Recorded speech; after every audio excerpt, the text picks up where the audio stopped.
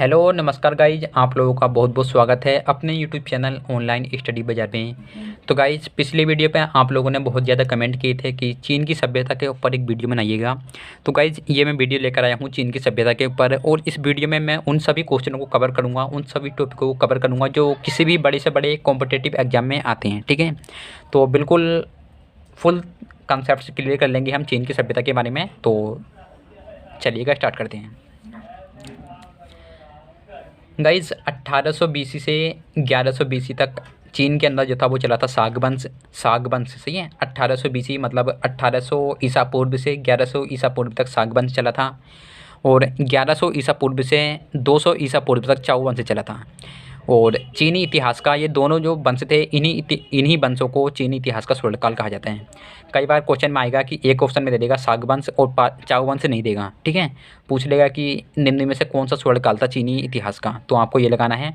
दोनों ऑप्शन में आए चाउ वंश और साग वंश, तो आपको दोनों लगाने हैं। ठीक है, आगे देखिएगा। आर्थिक जीवन देखिएगा, चीन के जो लोग थे उनका आर्थिक जीवन कैसा था उस टाइम पे, देखिएगा। चीनी सभ्यता हांगहो यांगटीसी क्यांग नदी घाटी में विकसित हुई थी। ठीक है, चीन की जो सभ्यता थी वो हांगहो यांगटीसी क्यांग नदी घाटी में विकसित हुई थी। हांगहो नदी को चीन का शोक कहा जाता है।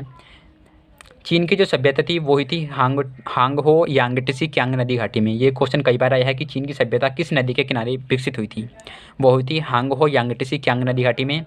और कई बार क्वेश्चन आता है कि चीन का शोक किस नदी को कहा जाता है, वो कहा जाता है हांगहो नदी। ठीक है, हांगहो नदी अलग है। ये जो है मतलब चीन की जो सभ्यता विकसित हुई थी वो हुई थी दो नदी के बीच में, हांगहो यांगटीसी क्यांग नदी घाटी में।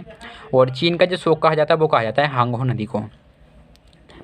कृषि पशुपालन व्यापार इनका प्रमुख कार्य था, मतलब ये लोग कृषि पशुपालन और व्यापार से ही मतलब इनका जीवन था। ये मतलब सब लोग इन्हीं तीनों चीज़ों से कनेक्ट थे।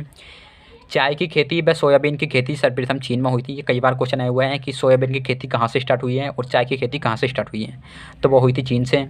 और ये क्वेश्चन बहुत बार आया हुआ है कि मंदारिन किसे कहते थे, जो चीन के सरकारी अधिकारी थे उनको मंदारिन बोलते थे। सही है, आगे देखिएगा। विश्व को देन, सरकारी पदों पर प्रतियोगी परीक्षा का आरंभ चीन से हुआ है। कि बहुत बार क्वेश्चन आया है कि सरकारी पदों पर जो प्रतियोगी परीक्षा होती है वहाँ उसका आरंभ किस देश से स्टार्ट हुआ, तो वो हुआ था चीन से। कागज़ की खोज और कागजी मुद्रा का सर्वप्रथम प्रयोग और बैंकिंग प्रणाली का स्टार्ट वो भी चीन से ही हुआ था। ठीक है, छापे खाने, बारूद, भूकंप मापक यंत्र, कुतुबनुमा जिसे कहते हैं हम दिशा सूचक का आविष्कार भी चीन ने ही किया था। रेशम से कपड़े तैयार करना, मिट्टी से बर्तन बनाना, ये भी पूरी दुनिया को चीन ने बताया था। ठीक है गाइस, यहाँ से सरकारी पदों से यहाँ तक इसमें बहुत ज़्यादा जितना भी हर एक लाइन है अपने आप में एक क्वेश्चन है, और हर एक लाइन अपने आप में मुझे नहीं पता कितनी बार हुई है। ठीक है, तो आपको सब चीज़ें याद कर लेनी है ये। और आगे देखिएगा चीन की दीवार के बारे में, यहाँ से क्वेश्चन उठता कई बार। चीन की दीवार के बारे में देखिएगा।